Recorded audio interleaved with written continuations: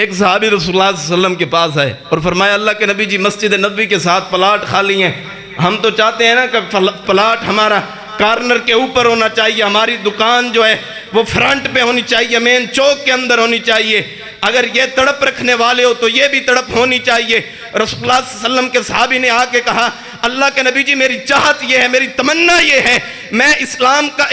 کا کلمہ پڑھ چکا ہوں، آپ کی شریعت اور رہبریت کو مان چکا ہوں، میرا دل کا ارادہ یہ ہے کہ مسجد نبوی کے ساتھ جو پلاٹ ہیں ان میں سے ایک پلاٹ مجھے دے دیں تاکہ میں جلدی سے آ کے مسجد کے اندر اذانیں بھی میں دیا کروں، صفائی بھی میں کیا کروں، مسجد کی خدمت بھی میں کیا کروں۔ آپ صلی اللہ علیہ وسلم نے فرمایا کہ نہیں پیارے، تیرا گھر دور ہی ٹھیک ہے۔ تو اللہ تعالیٰ نے ان کی ادا اور ان کی محبت کو آسمانوں پہ قبول کر لیا۔ انہوں نے کلمہ توحید پڑھنے کے بعد محبت اس طرح اپنائی ہے، شریعت اس طرح اپنائی ہے، رہبریت اس طرح اپنائی ہے۔ اللہ تعالیٰ نے بھی اپنے آسمانوں سے جبریل علیہ السلام کو نازل فرما کے پیغام دیے اور کہا کہ آپ کا گھر مسجد کے قریب نہیں بلکہ آپ کا گھر دور ہی ٹھیک ہے۔ جب آپ مسجد کی طرف آتے ہیں، مسجد نبوی کی طرف آتے ہیں، آپ ایک قدم اٹھاتے ہیں، ایک قدم رکھتے ہیں، اللہ تعالیٰ ہر قدم کے بدلے میں ایک نیکی عطا فرما دیتے ہیں اور ایک گناہ کو معاف فرما دیتے ہیں۔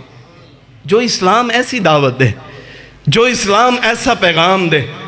اور ہم نے آج اس کلمے کی لاج ہی کیا کی ہے؟